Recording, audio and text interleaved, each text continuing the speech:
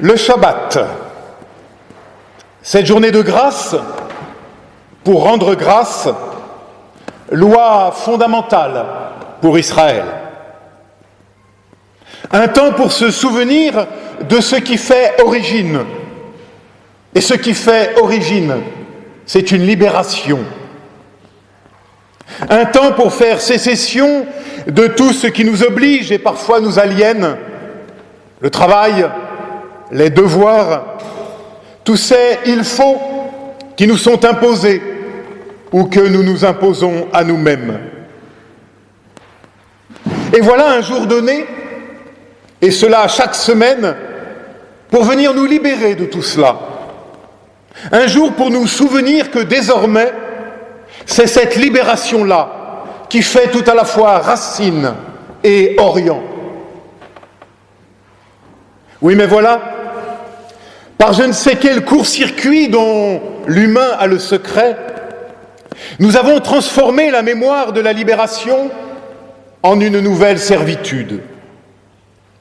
Et au « il faut » de la vie, car oui, il faut travailler, il faut un toit, il faut se nourrir, il faut se déplacer pour pouvoir rencontrer et se laisser rencontrer. Eh bien, le judaïsme de l'époque de Jésus avait remplacé le « il faut » par un « il est interdit de ». Par souci sûrement de cette vieille obsession de pureté qui nous taraude depuis la nuit des temps. Est-il permis ? Est-il défendu ? Avec peut-être derrière une question plus fondamentale, qu'est-ce que le bien ? Qu'est-ce que le mal ? Alors la religion avait tranché et prescrit le bien du mal jusqu'à tomber dans l'obsession du permis ou du défendu. Et ne critiquons pas trop vite le judaïsme du temps de Jésus ou d'autres familles religieuses qui aujourd'hui encore se débattent avec cela, car nos églises, au cours des siècles, sont aussi tombées dans cette logique, faisant de générations complètes des obsédés du permis et du défendu, nous battant pour savoir où placer le curseur entre le permis et le défendu, devenant, oui, je le répète, véritablement des obsédés du permis et du défendu. Et là survient notre récit de ce jour. Troisième récit de controverse au sujet du Shabbat chez Marc. Alors que nous ne sommes qu'au début du chapitre 3, c'est que chez Marc, tout commence dans la confrontation, dans l'opposition même entre ce Jésus et les autorités synagogales de l'époque.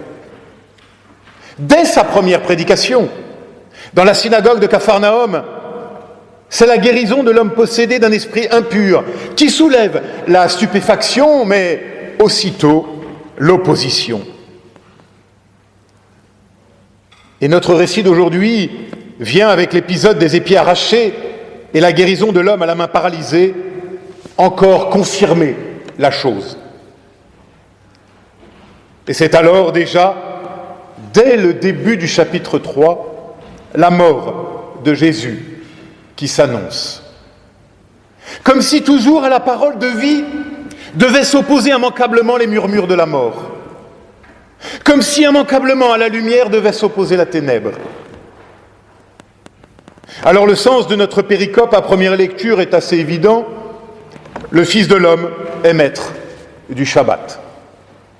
Il s'agit d'affirmer la souveraineté, l'autorité de Jésus sur la loi elle-même. Martin Luther reprendra avec une grande force cet élément clé en affirmant, je cite, « Si nos adversaires recourent à l'écriture contre le Christ, nous nous opposerons le Christ à l'écriture. C'est le Christ qui est le Seigneur de l'écriture, comme il l'est de toutes ses œuvres. C'est pourquoi, poursuit Luther, je me fiche totalement des passages scripturaires, même si tu m'en alignais 600 qui plaident en faveur de la justice obtenue par les œuvres et le respect de la loi au détriment de la justice obtenue par la foi. Car moi, c'est l'auteur et le Seigneur de l'Écriture que j'ai pour moi. Tu presses l'esclave, c'est-à-dire le texte, sa lettre. Eh bien, cet esclave, je te l'abandonne. Moi, je presse le Seigneur qui est mon roi. Fin de citation. Il s'agit d'affirmer la totale souveraineté de Jésus sur la loi, qu'elle soit juive ou non d'ailleurs, et n'en déplaise à certains. Le second enseignement de notre péricope est tout aussi fondamental et de portée quasi universelle, me semble-t-il. Le Shabbat a été fait pour l'homme et non l'homme pour le Shabbat. C'est du statut même de la loi qu'il s'agit, de sa finalité. La loi n'est pas une fin en soi pour rassurer nos fantasmes, hier de pureté, aujourd'hui de sécurité, mais elle est un chemin, un repère, un outil pour mieux vivre ensemble, dont acte. Nous le savons et nous aimons à nous le répéter, mais aussitôt que la peur nous presse, hier celle de son salut, aujourd'hui celle de sa sécurité, alors là nous nous précipitons à nouveau sous le joug de la loi, mais laissons cela pour cet après-midi. Car il nous faut, me semble-t-il, aller plus loin, et s'arrêter ici serait s'arrêter au milieu du gué. Face à l'obsession du permis et du défendu des pharisiens, Jésus va retourner leur argumentation première en demandant lui aussi « Est-il permis ?» Est-il permis, demande le Christ à ses interlocuteurs, de sauver ou de tuer? Et comme le dit alors Jean Valette, ce qui est en question, ce n'est plus le Shabbat, son observation ou sa violation, mais c'est l'homme, sa maladie ou sa guérison. Et toute la tension du récit est dans ce renversement des points de vue. Il nous faut vraiment être devenus insensibles au caractère tragique du récit, comme à l'indignation et à la colère de Jésus, pour réduire tranquillement cet épisode à une controverse sur le Shabbat dont la guérison racontée ne serait qu'un prétexte. Fin de citation. Car Jésus sort de la casuistique des pharisiens, de la question du permis et du défendu, car c'est bien de la vie de l'homme qu'il s'agit, mais pas de n'importe quelle vie. Sa vie biologique n'était pas en jeu. Bien sûr, il aurait pu être guéri le lendemain, et le Shabbat n'aurait pas été violé. Mais Jésus déplace et élève le problème. De la question du légal, du permis et du défendu, il passe au domaine existentiel, celui du bien, du mal, de la vie ou de la mort, de la santé ou de la maladie. Non plus le permis et le défendu, mais ce qui fait vivre ou ce qui ne le fait pas. Et il n'y a pas alors de timing, de bon moment pour cela. La parole de vie, l'acte de vie, c'est toujours aujourd'hui, ici et maintenant. Pas demain, ni après-demain. Il n'y a pas de saison pour aimer, car aimer est toujours de saison. Mais ce faisant, notre récit vient ici affirmer un changement fondamental de paradigme. Non plus chercher à savoir ce qui est bon pour moi, pour préserver ma pureté ou ma sécurité, mais savoir ce qui est bon pour l'autre. Non plus ce qui est bien ou mal devant la loi, mais ce qui est bien ou mal de façon absolue. Or, Jésus va préciser d'une façon lapidaire qu'il n'y a pas de bien ou de mal absolu, sinon dans ce qui sauve ou dans ce qui détruit. C'est-à-dire toujours relatif à mon attitude envers les autres et non plus envers moi-même. Il y a 2000 ans, Cela voulait dire découvrir que la loi n'est pas là pour assurer ma pureté rituelle, mais pour m'aider à assurer la vie de mon frère. Il est là, le nouveau paradigme. Non plus le bien ou le mal en soi, légal, mais le bien et le mal toujours en relation, toujours relatif à mon attitude envers les autres, et non plus envers moi-même dans la préservation de ma pureté ou de ma sécurité. Et c'est cela, la morale chrétienne. Accepter qu'il n'y en ait pas, sinon dans une manière particulière d'être là aux autres, avec ce souci-là de réfléchir désormais les questions éthiques.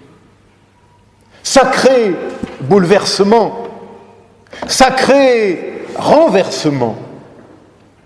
Et négliger cela, nous dit Marc, c'est affronter la colère de Jésus, précise le texte. C'est pas rien. C'est que l'enjeu est d'importance, ni plus ni moins la place de l'autre et de mon rapport à l'autre. Et ce bouleversement, le récit de Marc nous le révèle dans sa mise en scène même. Que fait Jésus ? Il dit à l'homme qui avait la main paralysée, « Lève-toi, viens au milieu. » Et si tout était là, dans cette parole du Maître qui met en mouvement, l'homme, non plus objet de la loi, mais qui devient sujet de son histoire. L'homme, l'humain, au centre. Non plus l'obsession de pureté ou de sécurité, mais l'autre, le prochain comme le lointain, l'autre au centre désormais. Mais attention, ici un piège nous guette peut-être, non pas l'homme tout seul, dans son exaltation égotique du moi, mais justement l'homme relié, l'homme restauré dans une communauté de frères et de sœurs, l'homme au centre pour pouvoir être à nouveau au centre avec sa communauté, dans sa communauté, pour sa communauté. En relation, encore et toujours, en relation avec les autres. Mais puisque Jésus met cet homme au centre du récit, alors arrêtons-nous encore un instant sur lui. Ce qui m'intrigue, c'est bien cet homme à la main paralysée. Que faisait-il là, ce jour-là, dans la synagogue ?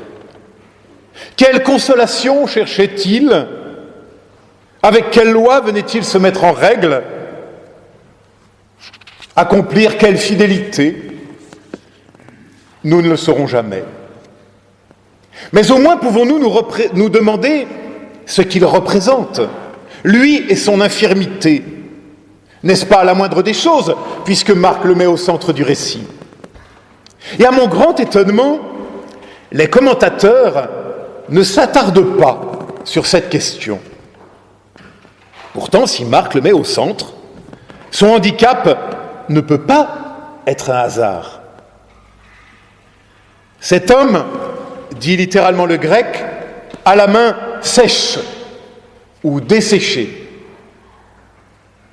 Dit papa, c'est quoi avoir la main sèche ?